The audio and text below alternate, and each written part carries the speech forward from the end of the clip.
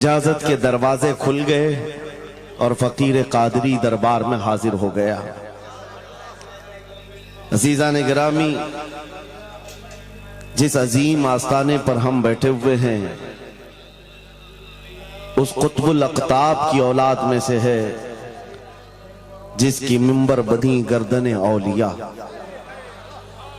उस कदम की करामत पे लाखों सलाम, जो वली कब्ल हुए या बाद हुए सब अदब रखते हैं दिल में मेरे आका तेरा।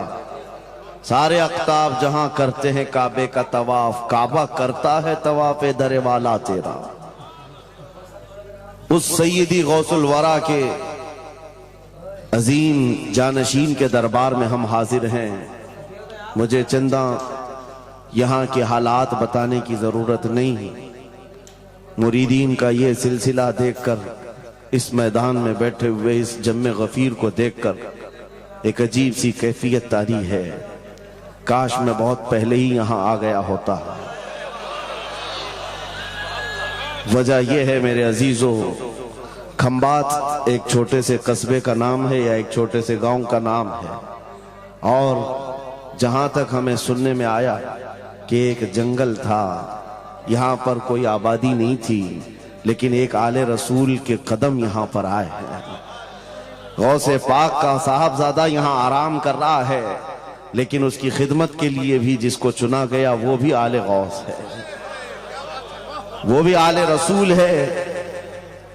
एक बात मैं आपको बताता हूं, बहुत सारे लोगों को ऐसा लगता है मुझे स्टेज पर चढ़ते हुए देखते हैं, उतरते हुए देखते हैं, बस इतना ही जाहिर बहुतों को यूट्यूब पे दिखता है तो बड़ा आसान लगता है कि यहाँ स्टेज पे चढ़ते हैं बड़ी इज्जतों के साथ, उतरते भी हैं बड़ी इज्जतों के साथ, लेकिन इस मिंबर पर आने तक के लिए जो हमारा सफर होता है वो कोई नहीं जानता। कभी कभार 25 घंटे, कभी कभार 36 घंटे का सफर। मैं ये मिसाल इसलिए दे रहा हूं, इस सजे हुए संवरे हुए माहौल को देखकर कुछ लोगों के दिमाग में ये बात आती है हजरत रईस अशरफ साहब को पका पकाया हुआ हलवा मिल गया। ये जंगल को मंगल बनाने में कई साल बीत गए, हजारों साल नरगिस अपनी बेनूरी पे रोती रही, बड़ी मुश्किल से होता है चमन में दीदावर पैदा।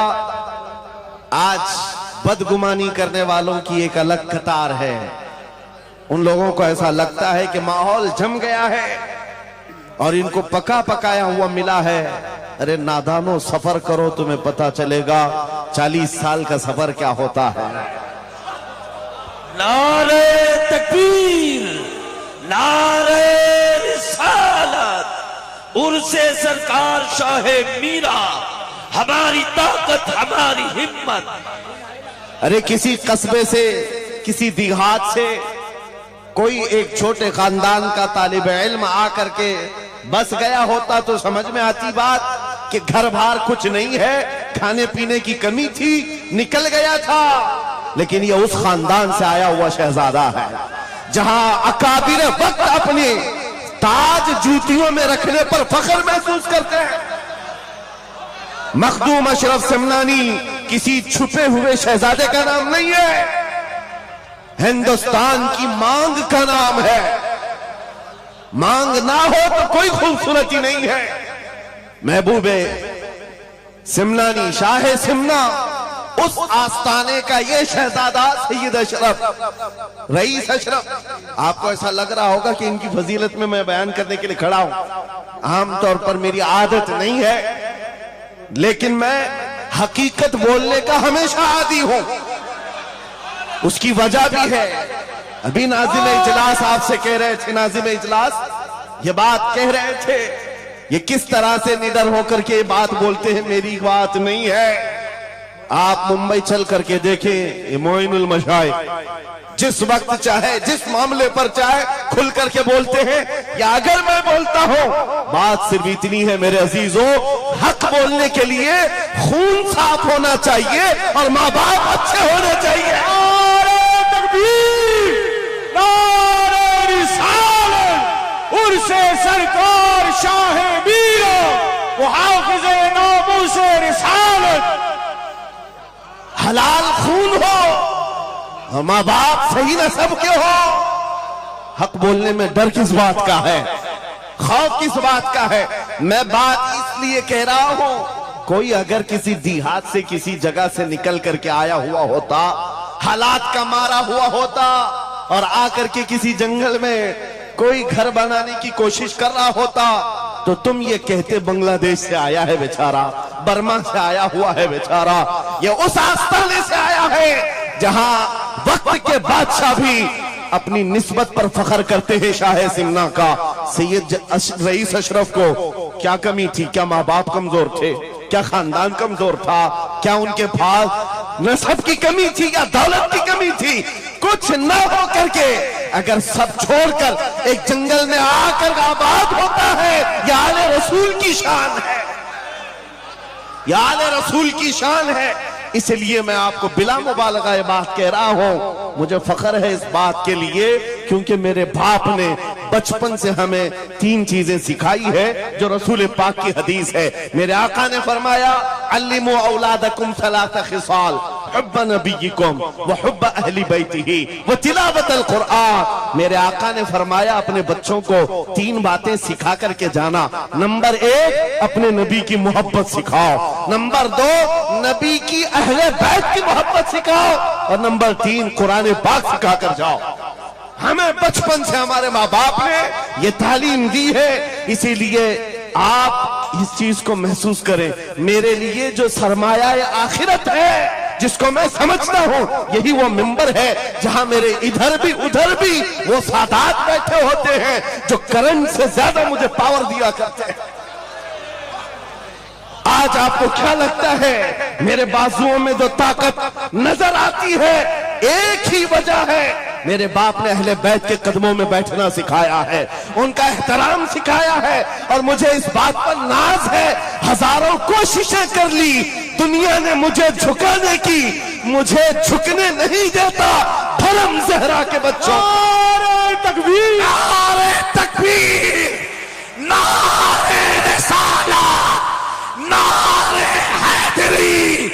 अल्लामा मुफ्ती सलमान आसारी, अल्लामा मुफ्ती सलमान आसारी और से सरकार शाह मीरा, लब्बैक लब्बैक लब्बैक या रसूल अल्लाह, लब्बैक लब्बैक या रसूल अल्लाह, लब्बैक लब्बैक लब्बैक या रसूल अल्लाह। मैं उन चीटरों से कहना चाहता हूं जो अपने जमात में बैठकर गद्दारी करते हो, अगर तुम्हें अहले बैत के चेहरों पर भी निफाक है, इनकी मोहब्बत में तुम्हारे अंदर बुग़्ज़ है, तो फिर अपनी आखिरत का सोचो, अपनी आखिरत का सोचो। किसके पास जाओगे, किसके पास जाओगे? आपको पता है उमर इब्ने खत्ताब व अमीरुल मोमिनीन, जिसके रौब से कैसर और किसरा कांपते थे, हजारों नहीं लाखों का लश्कर एक नाम से थर्राता था, लेकिन वही वक्त का खलीफा अमीरुल मोमिनीन उमर इब्ने खत्ताब जिस वक्त मिंबर पर खड़े होकर मस्जिद नबवी में खिताब कर रहा है, रसूलुल्लाह का बेटा, हम गरीबों का गमगुसार हुसैन आजम तशरीफ लाते हैं। मस्जिद में आकर मिंबर पर देखा और कहा, मेरे बाप के मिंबर से उतर जाओ, अपने बाप के मिंबर पर जाओ। ये किसने कहा? हजरत उमर ने नहीं कहा बच्चा कहां से आ गया। हुजूर के इंतकाल के बाद अहले बैत का सिलसिला खत्म हुआ, फौरन वक्त का खलीफा उतर आता है, अमीरुल मोमिनीन मिंबर से नीचे आ गए, घुटने जमीन पर रखा, घुटने जमीन पर रखा और कहा, शहजादे आपने बिल्कुल सच कहा, ये मिंबर आपके बाप का है, यह आपके नाना का है, मेरे बाप का कोई मिंबर नहीं। उमर के पास जो कुछ है वो आपके नाना का है, जो कुछ भी है वो आपके नाना का है। खाते हैं इनके घराने का, भोगते हैं इनके घराने पर। ये न मिजाजे फारूकी है, न ये मिजाजे सिद्दीकी है। आपको मैं बताऊं, फिर हजरत उमर ने क्या कहा, अगर शहजादे आप इजाजत दे दें तो मैं मिंबर पर चढ़ूं। उनके सामने बोलने की जसारत किसकी थी? लेकिन रसूलुल्लाह की आल हमारे लिए सरमाया आखिरत है। ये नबी पाक की आल की मोहब्बत ईमान की अलामत है। बेटा उमर फारूक रज़ी अल्लाह ताला अन्हु का है, आम नहीं है, वो भी सहाबी रसूल है, सहाबी रसूल हैं। बाहर किसी मामले में तकरार हो गई इमाम हुसैन के साथ, वो हजरत अली के बेटे, ये हजरत उमर के बेटे। आपको ऐसा लगता हो तो सुनो, हजरत उमर तो खिलाफत पर थे, हजरत अली नहीं थे उस वक्त। हो सकता है छोटी उम्र में कुछ बहस हो गई, बहस होने के बाद ये तकरार हुई तो इमाम हुसैन ने अब्दुल्ला बिन उमर, हजरत उमर के बेटे को सिर्फ इतना कहा, तुम मेरे से क्या बहस कर रहे हो? तुम्हारा बाप मेरे नाना का गुलाम है, तुम्हारा बाप मेरे नाना का गुलाम है। हजरत उमर के बेटे को यह बात लगी कि कैसे मुझे ये टॉन्ट, कैसे मुझे ये ताना। दौड़ करके आए हजरत उमर के पास, कहा बाबा आज अली के बेटे हुसैन ने क्या कहा पता है? कहा क्या कहा बेटा? कहा हमारी तकरार हो रही थी, इसमें उन्होंने बुला करके मुझसे ये कहा कि तू मुझसे किस बात पर लड़ता है, तेरा बाप तो मेरे नाना का गुलाम है। हजरत उमर ने कहा ऐसा कहा उन्होंने, ऐसा कहा? कहा सच कह रहा हूं बाबा, ऐसा ही कहा। कहा बुला ला हुसैन, बुला ला।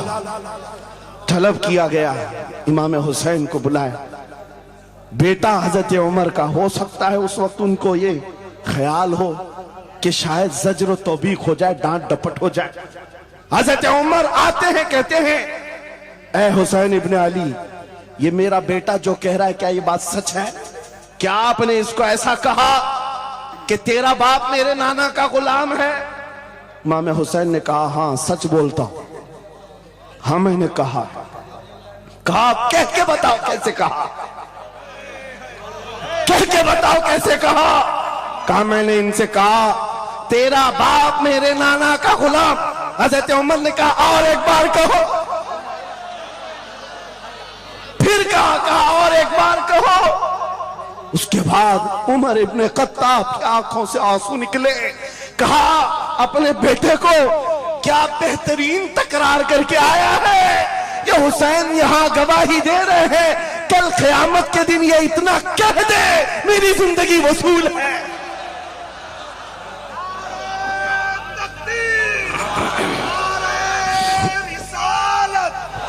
हुब्बे आले मोहम्मद, हुब्बे आले मोहम्मद, नारे तकबीर, नारे रिसालत। सच बता रहा, डॉक्टर साहब यहां आकर के अभी जो लंगर की कैफियत बता रहे थे, और उनके पढ़ने से पहले मैं भी लंगर खा के आया। आपको एक सच्ची बात बता रहा हूं, शाह मीरा के सामने मिंबर पर बैठा हूं, मुझे आखिरी वक्त तक ये ख्याल नहीं हो रहा था कि मैं किस बात पर बात करूं, मैं बयान किस चीज पे करूं। मैंने जो कुछ शुरू किया था शायद ये शाह मीरा ने मुझसे बुलवाया। अब सुनो, जो कुरान पाक की मैंने आयत पढ़ी, रब ने फरमाया वअतसिमू बिहब्लिल्लाहि जमीआ, ऐ लोगों सब के सब अल्लाह की रस्सी को मजबूती से पकड़ो। अल्लाह की रस्सी क्या है? क्या यह आसमान से नीचे लटकती है? कोई रस्सी है जिसको पकड़ना है? मुफस्सिरीन से पूछो, कुरान की तफसीर करने वाले कहते हैं अल्लाह की रस्सी मुहम्मदुर रसूलुल्लाह है और उनकी अहले बैत है। उनके अहले बैत को अल्लाह की रस्सी कहा गया है। सबके सब मिलकर के अगर इस रस्सी को पकड़ ले, मेरे अजीजों, ये इख्तिलाफात, ये इंतशारात, ये जिस कदर आज हमारे दरमियान तफर्रुकात शायद नहीं होते। हमारा मरकज, हमारा मावा, हमारा मलजा एक ही है।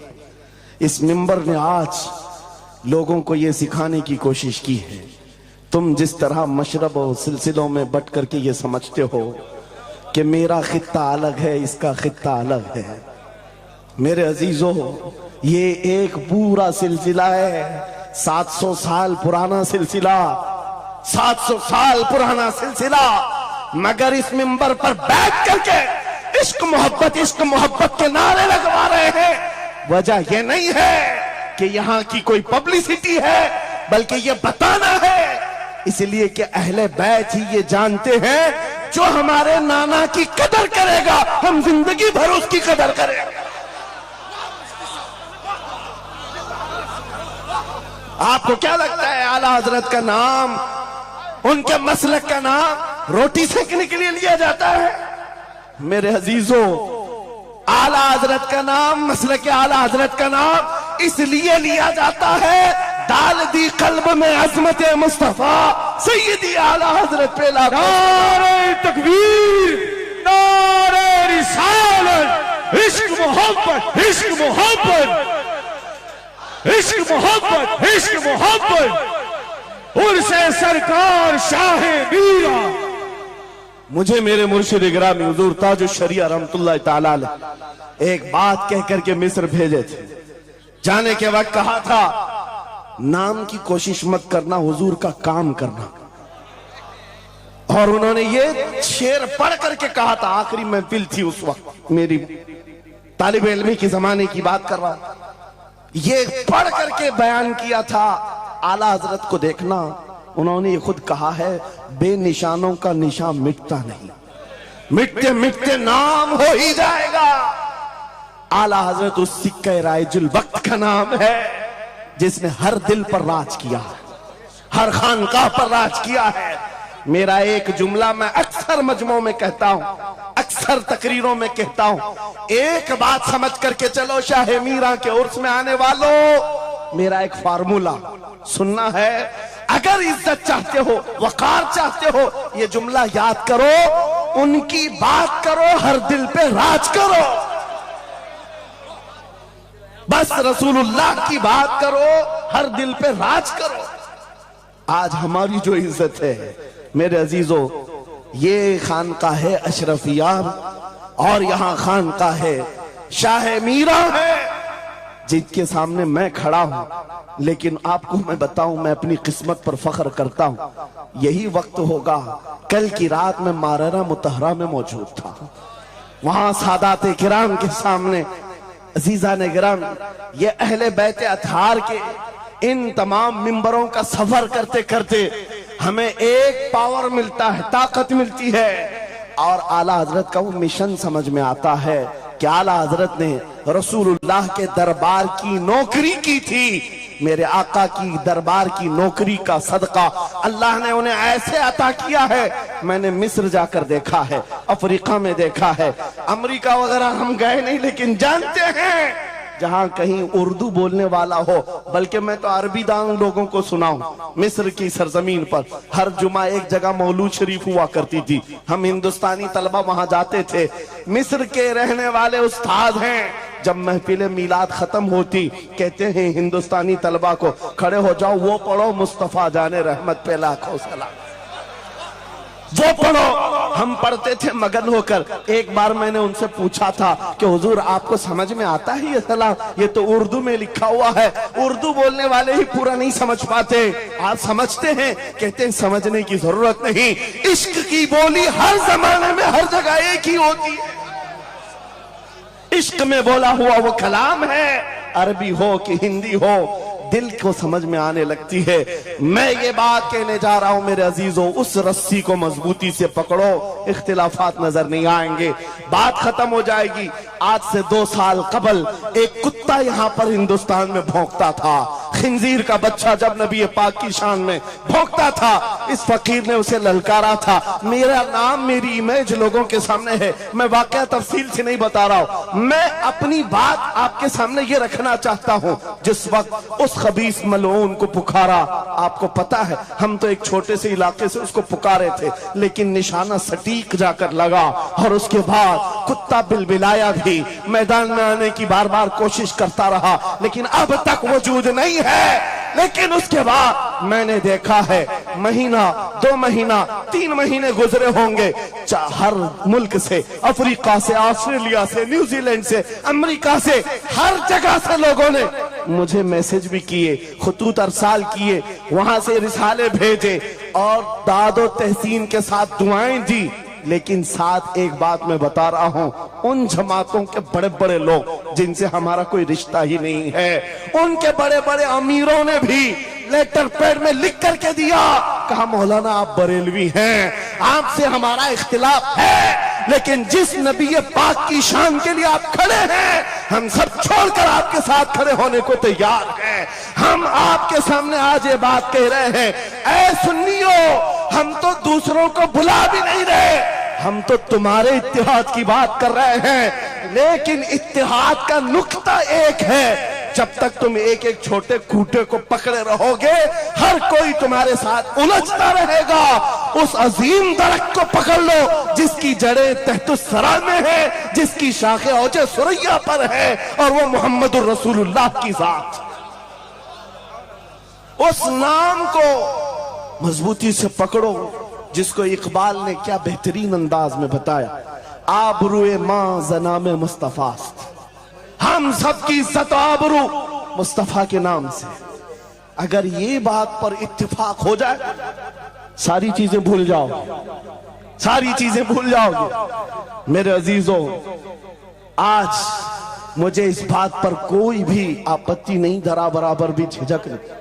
हो सकता है कुछ लोगों को ऐसा लग रहा हो कि डरे सहमे स्टेज पर आए होंगे, यहां पर बड़े बड़े खानकाह अशरफिया के सादात मौजूद हैं, उनसे हम ये बात खुल करके कहते हैं। मेरे अजीजों, हम डरे सहमे स्टेजों पर जाने वालों में से नहीं हैं, जहां जा रहे हैं खुल करके जाते हैं, और ये बात देख करके जाते हैं, जहां मेरे नबी की अजमत बोली जाएगी वहां हम अपनी गर्दनें झुका कर जाएंगे। यहां पर मिशन आला हजरत को तरवीज दिया जा रहा है। आला हजरत का वही तो मिशन था। क्या मिशन था आला हजरत का, जो आपने अपनी जिंदगी भर दिया है? अपने दिल का है उन्हीं से आराम, सौंप है उन्हीं को सबका, लो लगी है कि उस दर के गुलाम चारे दर्द रजा करते हैं। आला हजरत फाजिल बरेलवी का वो मिशन यहां से दिया जा रहा है। मैं यहां से एक मजबूत मैसेज देना चाहता हूं, हमारे सारे सिलसिले ये हमारी अजमत के लिए, हमारी जीनत के लिए, लेकिन सारे सिलसिलों की इंतहा मदीना तैयबा है। सारे सिलसिलों की इंतहा मदीना तैयबा है। तुम्हारा पीर जितना भी बड़ा हो, देखने में बहुत बड़ा भी दिखता हो, लंबा चौड़ा जुब्बा पहनता हो, बड़ा अमामा भी पहनता हो, सब कुछ हो, लेकिन अगर नबी का वफादार नहीं तो वो कुत्ते से जलील है। पीर नहीं है, कुत्ते से जलील है। और अगर तुम्हारा पीर पैबंद लगे, कपड़े उलझे भाल में है, लेकिन उसके सामने बैठो तो नबी की याद आने लगे, ये सिलसिले हक्का की अलामत है। हुजूर पाक सल्लल्लाहु ताला अलैहि वसल्लम हमारा महवर है, मेयार है। तुम जहां कहीं जाकर के आओ, घूम करके आओ, इस बात पर तुम्हें आज जमा होना चाहिए, इस बात पर जमा होना चाहिए। हुजूर पाक सल्लल्लाहु अलैहि वसल्लम की अज़मत बोलो, हर दिल पर राज करो। आज सदियां बीत गई, एक कलाम सबको याद है। अभी मैं आपको बताऊं, 2 साल पहले किस कुत्ते ने क्या भौंका हुजूर की शान में, लोग भूल गए। हो सकता है, और भूलना भी चाहिए, याद रखने की चीज ही नहीं। आपको तो थोड़ा बहुत याद होगा, दिल्ली से भौंकता था, कोई लखनऊ से भौंकता था, नबी की शान में गुस्ताखी करता था। ये तो तुम्हारे जमाने की बात कह रहा हूं, 2 साल में भूल गए, लेकिन 1400 साल पहले आशिक रसूल ने कहा था, वह अहसनु मिन कलम तरक़त्तु आइनी व अजमलु मिन कलम तलिदिन निसाउ खुलिक़्त मुबर्रअन मिन कुल्लि आइबिन कअन्नक क़द खुलिक़्त कमा तशाउ। हस्सान बिन साबित रसूलुल्लाह के सहाबी हैं, हुजूर को देखकर कहा था, आपसे ज्यादा हसीन मेरी आंखों ने देखा नहीं, आपसे ज्यादा खूबसूरत किसी माँ ने जना नहीं।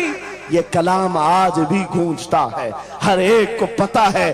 पता ये चला, नबी की अजमत बोलने वाला हमेशा जिंदा रहता है, और भौंकने वाला मौसम के कीड़ों की तरह गायब होता है, खत्म हो जाता है। इसलिए कौन सी जिंदगी चाहिए? देख लो, आपके सामने मिसालें हैं, इसलिए मैं जिक्र करता हूं, वरना मैं अपने ये मुकद्दस स्टेज गलीज लोगों के जिक्र से नापाक भी नहीं करना चाहता, किसी के नाम लेकर के, वरना डर की बात नहीं, डर से नहीं। आपको पता है एक राफजी कुत्ता दीन बदल कर निकला था लखनऊ से, धर्म परिवर्तन और मीडिया की सुर्खियां बटोरने के लिए हॉट कुर्सी पर जाकर बैठकर, ये सब प्रोपेगेंडा है। उनको ये लगता था कि खलबली मच जाएगी 30 करोड़ मुसलमानों। अरे एक बड़ा आदमी दीन छोड़कर चला गया, मुसलमानों से हट करके दूसरे धर्म में चला गया, नाम भी बदल लिया, धर्म भी बदल लिया, सब छूट गया और गया। 6 महीने तक धोतियों के नीचे उनका फुजला चाटता रहा और उसके बाद पता चला कि पुजारियों ने किक मारकर निकाल दिया, खत्म हो गया। 6 महीने के बाद आकर एक गुफे में बैठकर वीडियो बनाने लगा, मुख्यमंत्री जी, प्रधानमंत्री जी, मेरे जान को बचा लो। 6 महीने में ही तुम्हारा ये हशर हो गया। धोबी का कुत्ता, ना घर का ना घाट का। 100 साल पहले आला हजरत ने ये फरमाया था, या रसूल अल्लाह, जो तेरे दर से यार फिरते हैं, दर बदर यूं ही खार फिरते हैं। नारे तकबीर, नारे रिसालत, अज़मत मुस्तफा, लब्बैक लब्बैक लब्बैक या रसूल अल्लाह, लब्बैक लब्बैक लब्बैक या रसूल अल्लाह। बस ये दौलत तुम्हारे अंदर आ जाए, जब मिंबरों के करीब हो जाओ, जब कभी मसाजिद या खानकाहों के करीब हो जाओ। औलिया कामिलीन का अदब अपनी जगह पर, वो असल नहीं है, असल वो रसूलुल्लाह की जात। मौलाना रोम फरमाते हैं, मौलाना जलालुद्दीन रूमी औलिया के बारे में कहते हैं कि कुछ लोग ये समझ बैठते हैं कि औलिया हमारे पीराने इज़ाम, मेरे अजीजों ये जरिया है नबी तक पहुंचाने का, और अगर कोई पीर तुमको रसूलुल्लाह तक नहीं पहुंचा रहा है तो फिर वो 2 नंबर वाला है, वो हुजूर की अजमत नहीं बताता, हुजूर तक नहीं ले जाता, वो 2 नंबर का है, झूठा है। मौलाना रोम फरमाते हैं, शीशे पर कभी दिन के वक्त सूरज की रोशनी पड़ती और शीशे को तुम जिधर घुमाओ सामने भी रोशनी पड़ती। बचपन में हम करते थे, छोटा सा शीशा लेते, सूरज को दिखाते और उस पर रोशनी आती है, जिधर भी करो इधर उधर रोशनी जाती रहती है। मौलाना जलालुद्दीन फरमाते हैं, वो जो जमीन पर इधर उधर रोशनी घूम रही है वो शीशे की रोशनी नहीं है, धोखा मत खाना, ये सूरज की रोशनी है। सूरज की रोशनी शीशे पर पड़ी और ये शीशा जिधर घूमा उधर रोशनी। इसलिए याद रखना, पूरी जमीन पर जितने औलिया कामिलीन हैं ये शीशे के मानंद हैं, इनके दिलों पर जो रोशनी पड़ती है वो मदीना तैयबा गुंबद खजरा से आती है, और ये फिर जिस तरफ जाते हैं उस तरफ रोशनियां होती हैं। लेकिन साथ में तुम्हें ये याद रखना कि ये रोशनियां असल नहीं, इनके कल्ब पर जो रोशनी पड़ रही है वो गुंबद खजरा से आ रही है। बस वो असल चीज को मजबूती से पकड़ो। कुरान यही कहता है, वातसिमू बिहब्लिल्लाहि जमीआ, अल्लाह की रस्सी को मजबूती से पकड़ लो। आबरूए माज़ना में मुस्तफास, उनके जो हम गुलाम थे खल्क के पेशवा रहे, उनसे फिरे जहां फिरा फिराई कमी बखार में। सबब कुछ और है जिसे तू खुद समझता है, जवाल बंदे मोमिन का बेजरी से नहीं।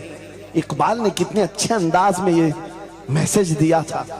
आपको एक बात मैं बताऊं, पेट में दर्द हो रहा है और आपको पता है किसी को भी अल्लाह ना करे कैंसर है, लेकिन फिर भी वो छुपाते हुए ये कह रहा नहीं गैस हुआ है, हाँ एसिडिटी हुई है, चूरन खाए घूम रहा है। अरे बड़ी बीमारी है, तुझे पता है अगर तो खुल करके इलाज कर ले। इकबाल कहते सबब कुछ और है जिसे तू खुद समझता। तुमको मालूम है हमारे जवाल का सबब क्या है, तुमको सबको मालूम है, बोलते क्यों नहीं? फिर रोते हो सियासत नहीं है, क़ियादत नहीं है, जमात नहीं है, एजुकेशन नहीं है, ये सब तो गाते रहते हो, ये सब चीजें नहीं है। असल सबब कुछ और है जिसे तू खुद समझता है। बहुत बारीक बात पर इकबाल ने निशाना रखा।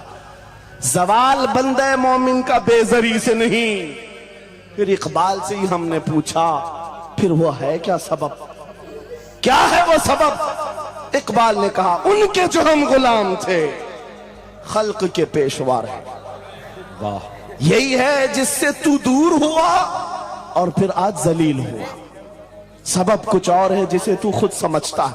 आ जाओ नौजवानों, उस सबब को हम हल करते हैं। 10 साल के करीब यूरोप की गलियां छान मारते हुए इकबाल वापस अपने वतन आया। वहां के यूरोपियन को देखा, उनके साइंस, उनके रियाजी, उनके फिजिक्स, उनके ज्योग्राफी, सब चीजों को देखा और कहता है, मैं तो ढूंढ रहा था मेरी कौम की इज्जत कहां है, मेरी कौम की बुलंदी कहां है। 10 साल के बाद जब वापस आए, लोगों ने पूछा, क्या मिला अपनी कौम की इज्जत का राज? इकबाल ने कहा, मैं बहुत गौर से देखता रहा और फिर इस नतीजे पर पहुंचा, मेरी कौम के उरूज और इर्तिका बुलंदी का एक ही राज है कि मोहम्मद से वफा तूने, तो हम तेरे हैं। ये जहां चीज है क्या लौहो कलम तेरे। ये उस वक्त इकबाल ने कहा था। और फिर मेरे अजीजों, इस बात को आज मैं दोहरा रहा हूं। एक बात अभी भी मैं नाउम्मीद नहीं, सुन्नियों की ये कसरत। और जब आप तुम्हारे जोशो जज्बे, ये नात खानी जो है, ये कोई हमारे यहाँ एक फॉर्मेलिटी नहीं है। इन नातों से तुम्हारे दिलों को इतना गर्म किया जाता है, आपको खुद अंदाजा नहीं होता। सुभान अल्लाह, आपको अंदाजा नहीं है। हुजूर की याद में तड़पना, दिल का धड़कना सिखाया जाता है। और इन मजमों के रंग को देख करके मैं नाउम्मीद नहीं हूं। अभी इसमें रमक बाकी है, रमक बाकी है। अभी मैं कहता हूं, अशहदु अन्ना मुहम्मद रसूलुल्लाह सल्लल्लाहु अलैहि वसल्लम। इधर बैठे हुए भी, सामने वाले भी अंगूठा चूम रहे। मैंने नाम मेरे मुस्तफा का लिया, लेकिन कहा क्या मैंने आपको कि आप भी चूमो? किसने कहा आपको कि अंगूठों का बोसा लेकर आंखों से लगाओ? किसने कहा? अरे मैंने कहा भी नहीं, ना तमहीद बांधा। इधर नाम लिया, बेइख्तियार अंगूठे उठ गए। वाह, बेइख्तियार लबों को छूम लिया तुमने, लबों से अंगूठों को छूम कर आंखों से लगाया। यह इस बात की अलामत है, गुनहगार हो गए, गद्दार नहीं है। नारे तकबीर, नारे रिसालत, नारे हैदरी, उर्से सरकार शाहे मीरा, मुहाफिजे हम से रिसालत। मरे हुए लोगों से क्या खिताब किया जाए? जिंदगी बाकी है, इसीलिए तो घूम घूम कर आपसे खिताब कर रहे हैं। और इस उम्मीद के साथ कि इकबाल ने यह भी कहा था कि निकलकर सहरा से जिसने उलट दिया था तख्ते रोमा को, सुना है कुदसियों से मैंने कि वो शेर फिर होशियार होगा। इकबाल की बात सुनो, कह रहा है, पहले जमाने में सहरा से निकले थे सहाबा, पैरों में चप्पल नहीं थे, पैबंद लगे कपड़े, तलवारें टूटी हुई, लेकिन जब निकले थे तो रोमन एम्पायर को भी धूल चटा दिया, पर्शियन एम्पायर को भी परखचे उड़ा दिए थे। 2 सुपर पावर ताकतों को नाकों तले छने छपवा दिए। ये तारीख में मौजूद है, मिटाने से नहीं मिटेगा। इकबाल ये कहता है, ये जो हालात हुए थे, ये देखकर मुझे अंदाजा है वो दिन आएगा, मोहम्मद अरबी का शेर फिर होशियार होगा। हम वो होशियार करना चाहते हैं। ये नहीं कि मैं कहता कि हम हैं, ये हैं, वो हैं। खुदा किसी भी दिन, किसी भी जमात में, किसी भी इलाके में एक दिन सलाहुद्दीन को जरूर पैदा करेगा और फिर वो आएगा, इनकलाब लाएगा। हम नाउम्मीद नहीं है खुदा की रहमत से, बार बार आपको जगा रहे हैं। और जब तक ये दौलत मोहब्बत मुस्तफा मौजूद है, मेरा ये यकीन है कि हमें हजारों ताकतें मिलकर के मिटा नहीं सकेंगे, नहीं मिटा सकेंगे। ये दौलत लाजवाल तुम्हारे पास मौजूद है। आप नहीं देखते आज हालात बड़े खराब हैं। डॉक्टर साहब हमारे मेहमान हैं, लेकिन आपको पता है यहां के हालात, इनके ही पड़ोसी बल्कि इनकी बिरादरी के लोग जो नात खां हैं, मशहूर नात खां, हमसे पूछ रहे थे कि मौलाना आप जो है कुफार और मुशरिकीन के नरगे में हैं और वहां पर आप इस तरह से बोलते हैं, कैसे बोलते हैं? मैंने उस वक्त बगदाद मुकद्दसा में उनसे अर्ज किया था, क्यों दबे जिस पे हिमायत का हो पन जाते, क्यों दबे जिस पे हिमायत का हो पंजा तेरा, शेर को खतरे में लाता नहीं कुत्ता तेरा। हाँ हम तादाद में कम हैं, हम तादाद में कम हैं और बड़े हालात के मारे हुए हैं, लेकिन हमें अपनी तारीख याद है। बदर में भी तादाद कम थी, उहद में भी तादाद कम थी और सबसे बड़ी तादाद तो करबला में कम थी, लेकिन फतह का झंडा आज भी करबला वालों का ही लहरा रहा है। सुभान अल्लाह। तादाद माने नहीं रखती, कभी मत जाना इन सब मामलात पर। आज जो ढकोसले पैदा किए जाते, तुम्हें मुर्दा किया जा रहा है। कुछ मत बोलो, हालात बड़े खराब हैं।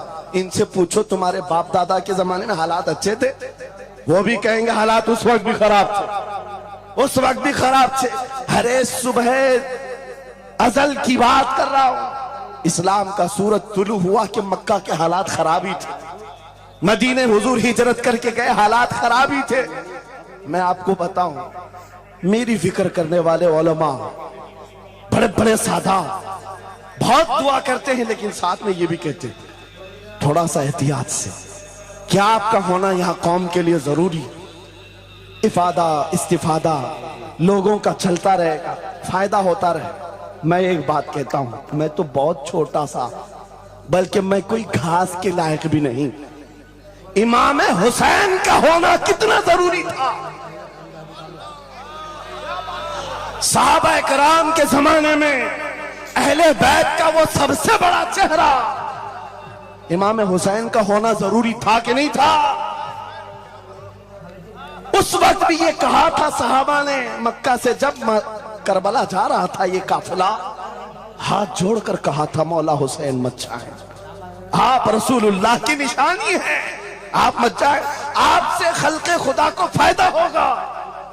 मेरे अजीजों, मैं ये बात आज कहता हूं, हमारी कोई वकात नहीं, हमारी कोई हैसियत नहीं जो ये समझता है अपनी कुटिया बचाने के लिए कि हमारे होने के बाद बहुतों का फायदा होगा। अरे इमाम हुसैन के होने से कितना फायदा होता, मगर उस हुसैन आजम ने ये नहीं देखा, बल्कि निकल करके उस मैदान में निहत्थे बच्चों के साथ चले आए थे और गर्दन भी कटा दी। ये समरा आज तक देखने को मिलता है। इस्लाम जिंदा होता है हर करबला के बाद। सुभान अल्लाह। इमाम हुसैन ने अजीम उस रुखसत पर नहीं अमल किया था, अजीमत का रास्ता इख्तियार किया, चले आए। उस वक्त भी सहाबा ने उनसे कहा था आपका होना बहुत जरूरी है, लेकिन इमाम हुसैन की नजर में ये बात थी रह लेंगे चंद साल, लेकिन लोगों के दिलों में जो नर्वसपन होगा, शरीयत की धज्जियां उड़ती हुई देख करके बड़े बड़े लोग खामोश हैं, तो आइंदा आने वाली नस्लें भी इसी तरह कंप्रोमाइज करती हुई चली जाएंगी। मेरे अजीजों, मैं आज खुल करके बताता हूं, मेरी पुष्ट पनाही करने के लिए बड़े बड़े उलमा मौजूद है, एक भी हुकूमत का कुत्ता नहीं है और ना भी जरूरत है। जब कभी पहली मर्तबा मैं तन्हा खड़ा था मुंबई की सरजमीन पर, हुजूर मोइनुल मशाइख मेरे साथ थे, उस वक्त भी साथ थे, आज तक है। और ये भी बात बताऊं, आपका मैं मुफ्ती होऊंगा लेकिन इनका बाबू, ये हमेशा एक ही बात, ये सारी चीजें मेरे साथ हैं, लेकिन फिर भी मैं खुल करके आपके साथ ये कहता हूं, बच्चे मेरे भी, बीवी, खानदान मेरा भी है, लेकिन एक चीज सताती है आज कि अगर आज आप सबकी बातें सुन करके हम भी कहें थोड़ा जी लेंगे, हम भी 10 साल 12 साल 14 साल जो जिंदगी मिल जाए जी लेंगे, क्योंकि इनको ना बोलेंगे तो छोड़ देंगे, आसानी से रहने देंगे। लेकिन एक नुकसान हम देख रहे हैं, कल को आने वाली नस्लें पूछेंगी, कल को आने वाली नस्लें पूछेंगी, जब नबी की शान में कुत्ते भौंकते थे हमारे बाप दादा रोटियां सेका करते थे, उनके दिलों में कौन सा ईमान होगा, उनके दिलों में कैसी बुज़दिली आ जाएगी। लेकिन मेरे अजीजों, ज्यादा से ज्यादा क्या होगा? मौत तो सबकी लिखी हुई है, मेरी भी है, आपकी भी है। किसी दिन बिस्तर पर पांव रगड़ कर मर जाएंगे, लेकिन हम ये सोचते हैं जब मरना मुकद्दर है ही, यूं भी तो किसी दिन दुनिया से जाना है। नबी पाक का नाम बुलंद करके जाएंगे, नस्लें इस बात के लिए सीना चौड़ा करके कहेंगी, नहीं, सारे अगर कुत्ते भौंक रहे थे, मेरा बाप मेरा दादा नबी की शान में असमत रिसालत के दिफा के लिए तन्हा खड़ा था, या उलमा में से कोई खड़ा था, उनके फख्र के लिए इतनी बात काफी है, और उनके ईमान के हिफाजत के लिए इतनी बात काफी है। सुभान अल्लाह, सुभान अल्लाह।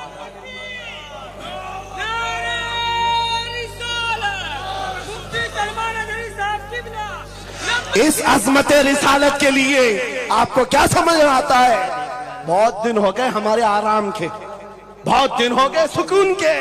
नबी के नाम पर हमने रोटियां बहुत खाई, हुजूर की इज्जत पर क्या क्या नहीं मिला हमको।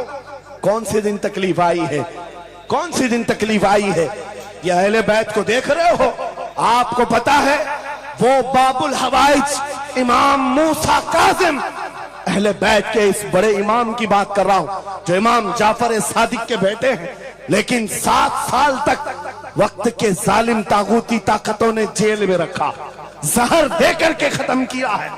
आपको पता है इमाम मोहम्मद बिन हसन अस्करी, जिनको जहर देकर के खत्म किया गया, अहले बैत था जिन्होंने 20-20 साल जेल काटी है। रसूलुल्लाह के शहजादे थे वो, रसूलुल्लाह की आल थे। आज तो लाखों में है, उस वक्त तो नबी के शहजादे चुनिंदा थे, पूरी दुनिया के वो मरकज थे, लेकिन जेलों में 20-20 साल गुजारे। किसी को 10 साल, किसी को 12 साल, किसी को 20 साल। आपको पता है इमाम मूसा काजिम को जंजीरों से भी मारा गया था, जंजीरों से। आप अपने बाप को मार खाता हुआ देख करके नहीं बर्दाश्त कर पाते। हमारे वो अजीम इमामों की बात कर रहा हूं, जिन्होंने मेरे नबी की शरीयत की दिफा के लिए जेलों की जिंदगी, हत्ता के रिवायत ये बताती है मौला इमाम मूसा काजिम का जनाजा भी जेल से निकला। मेरे अजीजों, ये सब क्या बातें सिर्फ बयान करने के लिए रह गई? उलमाए ज़वील एहतराम इस मनसब को हाथ समझेंगे। आज ज्यादा से ज्यादा यही होगा। इसी किछोछा मुकद्दसा के एक बुजुर्ग थे जो मेरे बहुत बड़े आइडियल है, सैयद मुजफ्फर हुसैन कछोछे। आजादी के मौके पर बड़ी मुसीबतें उठाई हैं, और इनको पकड़ करके, एक शहजादा है किछोछा मुकद्दसा का आस्थाना, और जेल में डाल दिया गया था। आपको पता है किछोछा के उस शहजादे ने एक जवाब दिया था जो मेरा फेवरेट शेर है, पसंदीदा शेर है। आपने कहा था मुजफ्फर को मुकय्यद ना समझ ऐ सैयद, मेरी असीरी भी सुन्नत आबाई है। माशाअल्लाह, मेरी असीरी भी सुन्नत आबाई है। मुजफ्फर को मुकय्यद मत समझ ऐ सैयद। आपको पता है ये तारीख है हमारी, लेकिन सब की सब तारीख इसलिए दोहरा रहा हूं कि हमारी इज्जत उसी में मौजूद है, वहीं पर है। वापस आ जाओ उधर ही। अपनी कुटिया बचाकर, अपनी दुकान बचाकर ज्यादा दिन नहीं जी पाओगे। हुजूर के नाम का दिफा करो, सुबह क़यामत तक मौला नाम जिंदा रखेगा। सुभान अल्लाह। हाँ, अपनी हिफाजत के लिए बहुत सारे लोग हैं, अपनी अपनी फिक्र करने वाले। नबी की इज्जत और नामूस पर पहरा देने वालों की तारीख मिटाई नहीं जाती। हजारों मिटाने की कोशिश भी कर लो, वो मिटते नहीं है। आज आपको पता है पैरों से माजूर खादिम हुसैन को कौन नहीं जानता। लोगों को डर भी लगता है उनका नाम लेने कि गरजता था बंदा और खुद व्हील चेयर पर बैठा, लेकिन लाखों को खड़ा होना सिखा दिया। किस बात पर? क्या अपने बाप के कसीदे पढ़ता था? क्या अपने खानदान के कसीदे गुनगुनाता था? एक ही बात, रसूलुल्लाह की अजमत पर बात, हुजूर की इज्जत पर बात करो। तो फिर पता चलता है 8 साल के बच्चे से लेकर 80 साल के बूढ़े के दिल में भी अल्लाह खुद मोहब्बत डालता है। वाह सुभान अल्लाह। खुद मोहब्बत डालता है। सब चीजें मौजूद हैं उसी जात पर। एक बात मैं अब आपके सामने कहता हूं, गुफ्तगू समेटता हूं। आला हजरत का मसलक देखो, मिशन देखो, और आपको उसी बात पर मैं लाकर जमा कर दूंगा। और सुन्नियों का मजमा मुझे पता है, आधा शेर में पढ़ूंगा, आधा ये खुद ही कंप्लीट करेंगे। और गारंटी के साथ कहता हूं, मुझे पता नहीं यहाँ के मजमे के बारे में, लेकिन इतनी गारंटी जरूर है आप कंप्लीट करेंगे। क्यों? हमें पता है मिजाज इश्क रसूल का, हमें पता है मोहब्बत मुस्तफा का। सुनो, मैं कहता हूं वो जो न थे तो, वो जो न हो तो, ये गारंटी है हमारी, ये गारंटी है। आधा जुमला भी कह दो सुन्नी के बाद, वो जो ना हो तो, हाँ ये कंप्लीट खुद करेंगे। क्यों? ये अकीदा भी है, ये ईमान भी है, ये हमारी जान भी है। वो जो ना हो तो। अब सुनो मेरे अजीजों, जब तुम्हारा दिल पुकार कर कह रहा है वो जो ना हो तो, हमारे नाम के साथ वो जो ना हो तो, हमारी जिंदगी में वो जो ना हो तो, हत्ता के कब्र में चले जाओ, बहुत सारे जवाब दे दें, तुम्हारा रब कौन, तुम्हारा दीन क्या। मेन सवाल तो यही होगा, मा कुंत तक़ूलु फी हक़्क़ि हाज़ा रजुल। बल्कि बात सही अहादीस में मैं कह रहा हूं, एक ही सवाल का जिक्र भी आया है, कब्र में एक सवाल का जिक्र भी आया है, और फरमाया गया सिर्फ एक सवाल ये होगा, बता इस रसूल के बारे में क्या कहता था। वाह, बोलना पड़ेगा, बोलना पड़ेगा। फिर मैं पूछता हूं, कब्र में भी वो जो ना हो तो कुछ ना हो। जब तक नहीं बोलोगे आगे नहीं बढ़ेगी गाड़ी, वरना फंसे रह जाओगे। वो जो ना हो तो, चलो कब्र की जिंदगी खत्म हो गई, हशर में आ गए, हशर के मैदान में आ गए। लेकिन यहां पर भी क्या मसला है, खलीलो नजी मसीहो सफी सभी से कहीं कहीं न बनी। खलीलो नजी मसीहो सफी सभी से कहीं कहीं न बनी। ये बेखबरी की खल्क फिरी कहां से कहां तुम्हारे लिए। वहां पर भी सबके पास फिर करके आती है कौम उसी मोहम्मद रसूलुल्लाह के पास आए। और शफाअत शुरू कहां से हुई? रसूल पाक से शुरुआत हुई, और उसके बाद इख्तिताम तक मेरे आका फरमाते हैं, कयामत के दिन मेरी हालत ये होगी, मेरे कंधे पर चादर पड़ी होगी और वो कभी खसक खसक कर गिर रही होगी। एक हाथ से मैं अपनी चादर संभाल रहा हूंगा और दूसरे हाथ से अपने उम्मतियों को पकड़ पकड़ कर जन्नत में ले जा रहा हूं। ये मैदान कयामत की बात है। फिर पूछता हूं, महशर में भी वो जो ना हो तो, कयामत के मैदान में भी वो जो ना हो तो।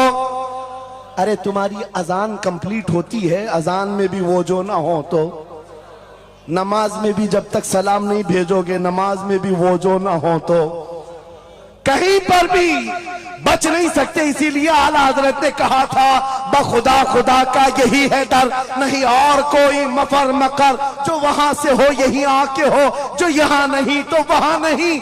जब तुम्हें समझ में आ गया वो जो ना हो तो कुछ ना हो, वो जो ना हो तो, वो जो ना हो तो, जब तुम्हारा यकीन है। अब सुनो बरेली का इमाम क्या कहता है, ऐ सुन्नी जवान आज ले उनकी पनाह, आज मदद मांग उनसे, आज ले उनकी पनाह, आज मदद मांग उनसे। कल न मानेंगे कयामत में अगर मान गया, आज आना है तुम्हें वहीं पर। मेरी गुफ्तगू का खुलासा यही है, मेरी गुफ्तगू का लुब्बे लुबाब यही है। आ जाओ उस कदम पर जहां से बिलाल हबशी को काबे की छत पर पहुंचाया गया। आ जाओ उस कदम पर जहां पहुंचने के बाद खत्ताब का बेटा अमीरुल मोमिनीन उमर इब्ने खत्ताब बना। हजरत उमर खुद कहते हैं, मेरी हैसियत इतनी थी, मैं खत्ताब का बेटा, बचपन में 2 बकरियां मुझसे नहीं संभलती, लेकिन एक वक्त आया हजरत उमर 36 लाख स्क्वायर किलोमीटर पर तनहा हुकूमत करते थे।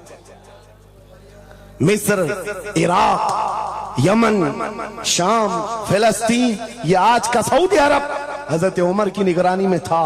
हजरत उमर कहते हैं आज इतने बड़े खित्ते पर उमर की निगरानी है, इसलिए नहीं कि खत्ताब का बेटा उमर है, इसलिए कि मोहम्मद अरबी का गुलाम उमर है। वो जो ना हो तो मेरे अजीजों, जितनों ने इज्जत पाई है उस कदम से पाई। आपको जब ये बात अच्छी तरह मालूम हो जाए, यहां देखो आप, यहां चेहरे बहुत सारे, यहां बहुत सारे चेहरे, और उसमें बुजुर्ग तरीन चेहरा वो सैयद रईस अशरफ साहब का है। लेकिन पूरा मजमा ये बात मेरे साथ यकीन के साथ कह सकता है, इन जवानों से कई ज्यादा हसीन और जमील ये चेहरा है। क्यों? अरे तुम्हारे बॉलीवुड और हॉलीवुड में थोड़ा बुढ़ापा आए तो उसे निकाल दिया जाए, फिर उसकी नहीं चलती। वहां सिर्फ रंग और गाजे का काम है, वहां सिर्फ और सिर्फ पाउडर लाली मेकअप का काम है। जब तक जवान थे हजारों फैन थे, लेकिन जवानी खत्म हो गई तो बेचारे उनकी जिंदगी के लाले पड़ गए। और सियासत में भी यही हाल है, 40-40 साल नौकरी किया पार्टियों की, बाद में फिर वो मंडली में बिठा दिया गया, अब आप बैठो दूसरे जवान आएंगे, उनकी भी जिंदगियां खत्म।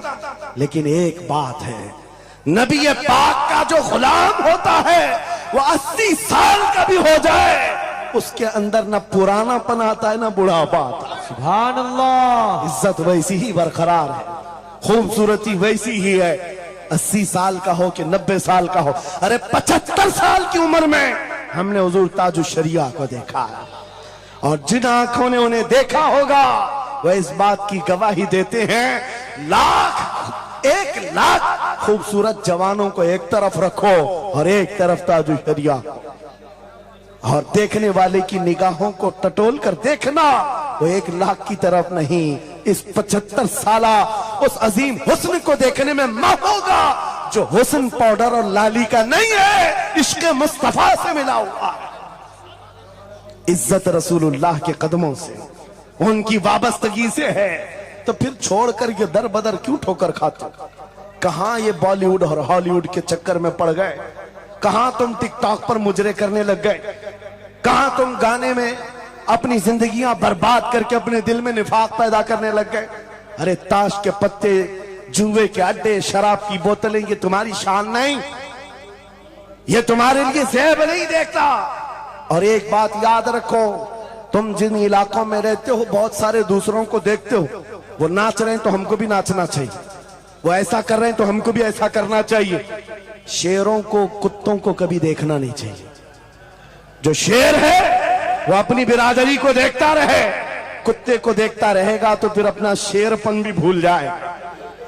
इसलिए याद रखो, तुम खैरे उम्मत हो, तुम्हारा लक़ब कुरान में आया है। तुम नचनियों को मत देखो, शराबियों को मत देखो, जुआरियों को मत देखो, वो गाने पे कैसे थिरकते हैं, वो कैसे नाचते हैं, ये तुम्हारा मतलब नहीं है। तुमको अगर देखना है, खालिद बिन वलीद को देखो, सलाहुद्दीन अय्यूबी को देखो, शिहाबुद्दीन गौरी को देखो, औरंगजेब को बार बार देखो, बार बार देखो, इसलिए कि उन अजीम हस्तियों को देखने वाला ये समझ में आ जाएगा उसे ये सारी इज्जतें जो है उन नौजवानों ने जो हासिल की, वो सलाहुद्दीन अय्यूबी हो कि खालिद इब्ने वलीद हो कि शिहाबुद्दीन गौरी हो कि औरंगजेब हो कि शहीद टीपू सुल्तान हो, ये सब की इज्जतें मुस्तफा के नाम से, हुजूर के नाम से हैं। आपको पता है खालिद बिन वलीद 125 जंगें लड़े, 125 में से एक भी शिकस्त नहीं खाई अपनी जिंदगी में। उनकी तलवार का वजन 35 किलो का है और ढाल का वजन 40 किलो का है, और उनके पूरे जिस्म में एक बालिश्त जगह भी बाकी नहीं जहां जख्म न लगा। जंगे मौता में एक ही जंग में 9 तलवारें टूटी, पीछे कदम कभी नहीं हटा। एक जंग में ऐसा हुआ था कि 2 काफिर सर पर आ गए थे और अमामा गिर गया था, गर्दन पर तलवार थी, कट जाती, तलवार की तरफ नहीं देखा, अमामा उठाने के लिए चल पड़े, उठा लिया, फिर सर पर रखा, उन काफिरों की तलवारें नीचे रह गई। हैरत में पूछा कि ये शहसवार है इस्लाम का, सिपह सालार है, और ऐसी बड़ी गलती छोटा सिपाही भी नहीं कर सकता। जब तलवार गर्दन पर हो तो ये टोपी और अमामा उठाएगा। सामने के पहलवानों ने पूछा, ऐसी बड़ी गलती हमने छोटे फौजी से भी नहीं देखा, तुम तो सिपह सालार हो, ऐसी गलती कैसे कर सकते हो? खालिद बिन वलीद का जवाब, यही मेरा मकसद है। फरमाया, तुम क्या समझते हो खालिद बिन वलीद अपने बाजुओं की ताकत से लड़ता है? हरगिज नहीं। इस अमामे में मेरे रसूल पाक के 3 मुंह मुबारक हैं। माशाअल्लाह। मेरा यकीन है जब तक ये सर पर होते हैं मुझे ताकत देते हैं। नारे तकबीर, नारे रिसालत, अजमते सहाबा। अजीजा ने गिरामी वकार, बस आ जाओ इस नुक्ते पर। जिंदगी पूरी टटोल कर देखना, हर बड़े किरदार की तुम्हें एक ही उनसुर नजर आएगा, जिसने नबी पाक पर जितना अपनी फिदाइयत का इजहार किया, मौला ने उसको उतना ही बुलंद किया, उतना बुलंद किया है। अरे बीमारी के आलम में लकवा, फालिज, ये बहुत अजीब खतरनाक बीमारी, हाथ भी नहीं उठता, पैर भी नहीं उठता, इलाज भी नहीं होता। लेकिन ऐसी बीमारी में भी अस्कंदरिया की सरजमीन से शरफुद्दीन बूसीरी ने पुकारा था, मुहम्मदुन सय्यिदुल कौनैनि वस्सक़लैन वल फरीक़ैन मिन अरब व मिन अजमी मौलाया सल्लि व सल्लिम दाइमन अबदा अला हबीबिका खैरिल खल्क़ि कुल्लिहिम। 170 अशार लिखकर अपने नबी की बारगाह में अपनी मोहब्बत का इजहार किया था। जानते हो, नबी आए भी और अपना हाथ फेर करके लकवा और फालिद से सही भी किया और चादर भी इनायत किया। लेकिन जिस वजह से मैं ये बात कर रहा हूं, आज पूरी दुनिया में घूम आओ, अफ्रीकी हो कि अमरीकी हो कि हिंदी हो कि पाकिस्तानी हो, लेकिन एक कसीदा सबको याद है, मौलाया सल्ली व सल्लिम दाइमन अबदा अला हबीबिका खैरिल खल्क़ि कुल्लिहिम। मैंने बहुत तहकीक करके देखा, शरफुद्दीन बूसीरी का ये कसीदा अक्सर को समझ में नहीं आता, लेकिन गुनगुनाता हर कोई है, पढ़ता हर कोई है। पता ये चला कमाल बूसीरी का नहीं है, जो नबी की अजमत बोलता है मौला उसे सलामत रखता है, सुभान अल्लाह, जिंदा रखता है। आला हजरत जिंदगी भर मेरे नबी का नाम लेते रहे, आज मजमों में उनका नारा है। हमारे मजमे उनके नारे के बगैर कंप्लीट भी नहीं होते। हम में से कौन देखा हुआ है आला हजरत? कोई नहीं देखा हुआ है, लेकिन हुजूर के इश्क की बुनियाद पर हर जगह ये चर्चा है। इसीलिए मेरे अजीजों, आओ खिराज अकीदत पेश करते हैं उस बारगाहे मुस्तफा में, और इस बात का अज़्म करके चलेंगे, ये तमाम इख्तिलाफात हटा दो, खत्म कर दो, एक चीज पर जमा हो जाते हैं, जो चीज रसूलुल्लाह ने सहाबा में डाली थी। हजरत बिलाल हबशी को सुना है? जानते हैं ना? हबशी थे, काले थे, चौड़े होंठ वाले, चौड़ी नाक वाले जो हबशी होते हैं उनको हबशी कहा जाता है। हजरत बिलाल हबशी थे और एक साहबी हजरत अबू जर, इन दोनों के दरमियान झगड़ा हो गया, छोटा सा झगड़ा। झगड़े के दरमियान हजरत अबू जर ने सिर्फ इतना कहा, या उम्मत सौदा, या इब्न उम्मत सौदा, ऐ काली मां के बेटे। हजरत बिलाल को इतना कहा, काली मां के बेटे। हजरत बिलाल को यह बात लग गई और दिल में ये बात रखा और हुजूर की बारगाह में आकर कहा, या रसूल अल्लाह, दिल दुखता है। कहा क्यों? अबू जर ने आज कहा, ऐ काली मां के बेटे। हुजूर जलाल में आए, मस्जिद में आए, मिंबर पर आए, कहा बुलाओ अबू जर। आए और हुजूर पाक सल्लल्लाहु अलैहि वसल्लम ने डायरेक्ट जो फरमाए, हदीस के अल्फाज हैं, अफीकल जाहिलिया, क्या अभी भी तुम्हारे अंदर जमाने जहालत की बुराइयां हैं? 3 बार कहा और उसके बाद हुजूर गजबनाक होकर जैसे ही अंदर गए, हजरत अबू जर तड़पने लग गए, बेकरारी। दौड़ करके आए, हजरत बिलाल का हाथ पकड़ा, कहां है बिलाल? हजरत बिलाल मिल गए तो हाथ पकड़ करके ले आए। मैं किस लिए कह रहा हूं, कान खोल के सुन। छोटी छोटी बातों पर मशाइख से उलझ जाते हो, बड़े बड़ों को आज बदतमीजी के साथ बात करते हो। साहबा में हुजूर ने जो मोहब्बत डाली थी किस बुनियाद पर? हजरत बिलाल का हाथ पकड़कर हजरत अबू जर ले आए मस्जिद में। कहा, ओ बिलाल, गलती हो गई, मैंने तुमको इब्न उम्मी सौदा कहा, काली माँ का बेटा कहा। हजरत बिलाल कहते वो बात हो गई, खत्म हो गई। कहा नहीं, खत्म नहीं हुई, मेरे नबी नाराज हैं, आका नाराज हैं। फिर क्या किया? हजरत बिलाल ने कहा मैंने माफ कर दी।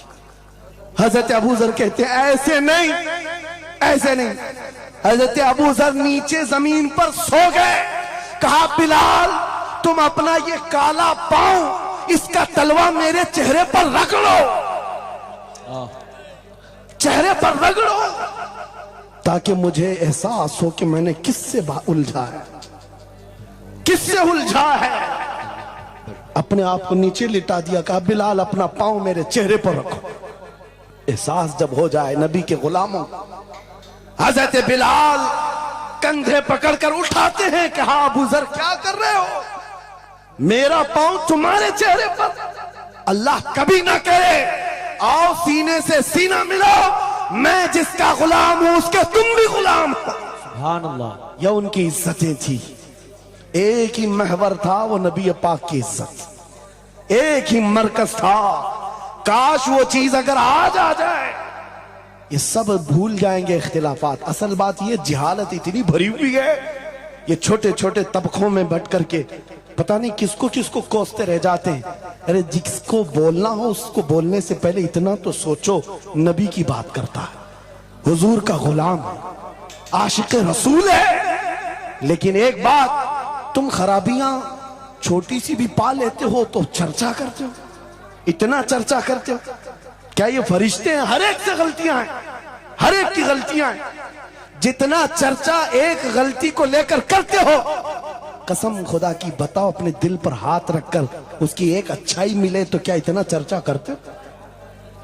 क्यों नहीं करते?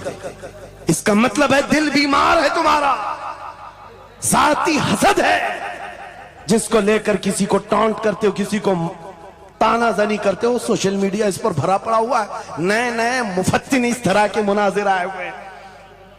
फितना अंगेज लोग, वो अपने दिलों का इलाज करें, वरना मुनाफिकत आ जाएगी, मुनाफिकों में शुमार होगा। अरे तुम्हारी एनर्जी गुस्ताखाने रसूल के लिए रखो, आशिकाने रसूल के लिए नहीं। जितनी ताकत लगाना है उन कुत्तों के खिलाफ लगाओ जो नबी पर भौंकते हैं और जो जिंदगी भर नबी की अजमत की नौकरी करते हैं। तुम्हारी जुबानें उनके लिए खुलती हैं। बहुत उम्दा। कैसा आलमिया है, कैसा आलमिया है। जिंदगी भर नबी की नात पढ़ने वाले को एक कूड़ा करकट जमा करने वाला सब्जी बेचने वाले के सामने खड़े होकर अपना ईमान साबित करना पड़ रहा है।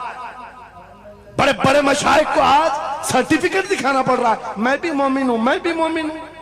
और किसके सामने? यह गली कूचों पर, नुक्कड़ पर बैठ करके मुनाजरे करने वालों पर, जिनके ईमान का कोई ठिकाना नहीं। लेकिन मैं आपको कहता हूं, इन गद्दारों से अपने आप को बचाओ। नबी की आजमत जिसके पास देखो, सारे इख्तिलाफात भूल जाओ, उसकी इज्जत करो, बेशक उसकी इज्जत करो। इसलिए कि कल क़यामत के दिन तुम्हें जब खड़ा होना है शफाअत के लिए, तुम भी उसी नबी को पुकारोगे, वो भी उसी नबी को पुकारे। लेकिन एक बात सुन करके जाओ, मेरे आका ने फरमाया मेरा उम्मती, ये नहीं कहा मेरी अहले बैत, अहले बैत का मकाम बहुत बुलंद है। फरमाया मेरा उम्मती दूसरे उम्मती से लड़ पड़ा, और उसके बाद फिर दोनों में एक ने कहा कि मुझे एहसास हो गया, माफ कर दो, और दूसरे ने कहा नहीं माफ करता। हुजूर फरमाते हैं कल क़यामत के दिन वो मेरी शफाअत के करीब ना आए, अल्लाहु अकबर, वो मेरी शफाअत के करीब ना आए।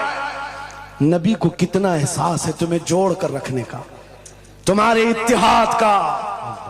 हुजूर पाक ने 3 दुआएं की थी मस्जिद इजाबा के पास, एक दुआ नहीं पहुंची जिसमें वो यही दुआ थी कि अल्लाह मेरी उम्मत को इख्तिलाफात से बचा। ये इम्तिहान है उम्मत का, लेकिन नबी को सबसे ज्यादा इस बात का शौक था कि मेरी उम्मत मुत्तहिद रहे। ऐसा शौक नबी पाक का कि सहाबा को तकरार करते हुए देखना पसंद नहीं करते, सफों में दरार पसंद नहीं करते, आपको पता है हुजूर उस वक्त तक रकात नहीं बांधते जब तक सफें पूरी दुरुस्त नहीं करते। ये इत्तेहाद ही की तो बात थी, दिल से दिल जोड़ना, कंधों से कंधा जोड़ना। और आज हमारा हाल ये हो गया, इत्तेहाद की बात करो तो हम सुलह कुल्ली हो गए। मैं तो अहले सुन्नत व जमात आशिकाने मुस्तफा की बात कर रहा हूं। अरे छोड़ो उन खबीसों को, अपना इत्तेहाद तो कर लो, बहुत उम्दा। अपना इत्तेहाद कर लो।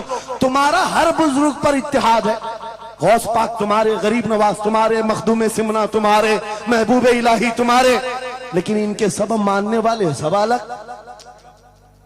क्यों?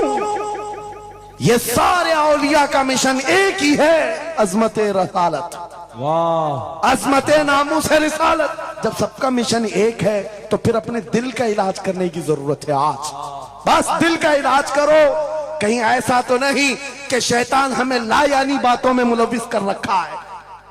तुम्हारा पूरा का पूरा सर घुमा कर रख दिया गया है। जिन चीजों में तुम्हें अपनी एनर्जी खर्च करनी थी, शैतान कहीं और लगा दिया। इसीलिए कुत्ते खुल करके मैदान में आने लग गए। उनको पता है जिस दिन ये मोहम्मद अरबी के शेर जमा होने लग जाएं तो फिर इनका जीना हराम कर रखेंगे। तुम्हें हजारों इख्तिलाफात में डाल रखा है और बाज़ाब्ता इसकी प्लानिंग होती। इस हलके को अलग, हर एक में एक फित्तीन भेजा जाता है जो उसके मुर्शिदों को ये गाली दे, इधर का एक उनके मुर्शिदों को गाली दे, और फिर ये अंगार भड़काए रखे, ये उलझते रहें उलझते रहें उलझते रहें। और कुफ्फार और मुशरिकीन अपने नापाक मंसूबों से इस्लाम को गालियां दें, कुरान को गालियां दें, रब को गालियां दें, नबी को गालियां दें। आज ये आलमिया है या नहीं? तुम पीर के खिलाफ बात सुन करके भड़क जाते हो और नबी के खिलाफ बात सुनकर खामोश बैठते हो। अल्लाह, कैसा आलमिया आ गया? अगर तुम इस तरह की टुकड़ियों में घेर दिए गए, महसूर हो गए, तो समझ लो कि बर्बादी बहुत करीब है, बहुत करीब है। बगदाद में ये हो चुका है, गरनाता में ये हो चुका है। उलमा को लड़ाया गया था, अलग अलग जमातें बनाई गई थी, बाज़ाब्ता उसमें शिया सुन्नी अलग अलग तबकात बनाए गए। क्योंकि एक बुजुर्ग ने कहा था अपने बेटे को, लकड़ियों का एक गट्ठा दिया बंधा हुआ, बेटे से कहा बेटा इसको खोलना नहीं, तोड़ देना। तोड़ने की कोशिश किया, उसका घुटना फूट गया। उसके बाद वो आया कई घंटों के बाद, कहा बाबा टूटता नहीं। कहा खोल दे रस्सी। रस्सी खोला, गट्ठा था लकड़ियों का। कहा अब तोड़। एक एक को तोड़ा, आधे घंटे में टूट गए। बुजुर्ग ने कहा बेटा मैं ये उम्मत मुस्तफा की मिसाल देना चाहता, अगर ये रस्सी में मजबूत बंधे हो, बड़ी सी बड़ी ताकत इनको तोड़ने आए अपना खुद बर्बाद कर जाएगी। लेकिन अगर तुम खुल गए तो चंद दिनों में कस्तों में सफाया होगा। मुत्तहिद रहोगे तो कहलाओगे मोमिन व गाजी, मुंतशिर होगे तो कस्तों में सफाया होगा। मेरा मैसेज यही है, वातसिमू बिहब्लिल्लाहि जमीआ, अल्लाह की रस्सी को मजबूती से थाम लो। और अल्लाह की रस्सी एक ही है। कितनी अजीब बात है, वो दूसरों के लिए फर्क करना मुश्किल हो जाता है। उनका हवाओं का खुदा अलग है, पानी का अलग है, मट्टी का अलग है, मरने का अलग है, पैदा होने का अलग है। अरे तुम्हारा सब मिलाकर एक ही है, एक ही है। एक खुदा है जिसके सामने तुम्हें झुकना है। और फिर नबी पाक जो सारे नबियों का सरदार, एक रसूल की मोहब्बत तुम्हारे दिल में बिठाने के लिए कही। एक रसूल की मोहब्बत, अगर इस पर हम कामिल हो गए, मेरे अजीजों, कुरान कहता ला तहीनु वला तहज़नु अंतुमुल आलौन व अंतुमुल आलौन, तुम सबसे बुलंद होगे अगर नबी के गुलाम हो जाओ। अगर नबी के गुलाम हो जाओ। सब मेरी बातों का खुलासा एक ही है। आओ बारगाह मुस्तफा में यह अहद करते हैं और अपनी जिंदगी का मकसद समझ करके आखिर मैं इस बात पर खत्म करता हूं। यह सूफिया का एक मसलक है, मैं इजाजत लेकर कह रहा हूं। दो एक सूफिया के मसलक में मुराकबा होता है। मुराकबा, मुहासबा, मुकाशफा, अलग अलग चीजें हैं।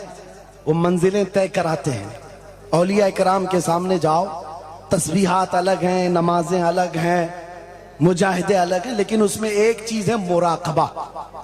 मुराकबा किसको कहते हैं मैं आपको बताता हूं। गर्दन झुकाकर खामोश बैठ जाना, पढ़ना उड़ना कुछ नहीं, खामोश बैठना है, यह मुराकबा है, खामोश बैठना।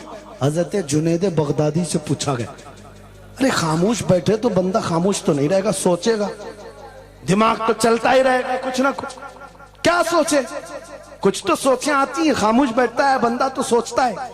हजरत जुनैद बगदादी ने कहा, हाँ मुराकबा मतलब है पढ़ना तो नहीं है, सोचना तो है। कहा क्या सोचना है? कहा बस एक ही बात बार बार सोचना, मैं क्यों पैदा किया गया, मैं क्यों बनाया गया, क्यों पैदा किया गया, बस इतना ही सोचना। इस मुराकबे पर हर वली अमल करता रहा। और बताऊं मैं आपको, जब किसी का मुराकबा मुकम्मल हो जाए, तुम भी करके देखना, आज के बाद जाओ बैठ करके 1 घंटा ना सही, आधा घंटा नहीं, 10 मिनट आंखें बंद करके सोचो, मुझे क्यों बनाया गया, मुझे क्यों पैदा किया गया, इस जगह क्यों रखा गया। और जब यह मुराकबा कंप्लीट होता है, एक मंजिल पर बंदा पहुंच जाता है, उसका ज़मीर जवाब देने लगता है कि तू क्यों पैदा हुआ था, उसका दिल खुद ही बोलेगा क्यों पैदा हुआ था। और मिसाल बताऊं, जिसका मुराकबा कंप्लीट हुआ, एक मिसाल में मुर्शिद गिरामी हुजूर ताजुश शरिया की बात करता हूं, जब उनका मुराकबा मुकम्मल हुआ होगा, तब दिल जवाब दिया है, जिंदगी ये नहीं किसी के लिए, जिंदगी है नबी की, नबी के लिए। अरे ना समझ मरते हैं जिंदगी के लिए, जीना मरना है सब कुछ नबी के लिए। सुभान अल्लाह।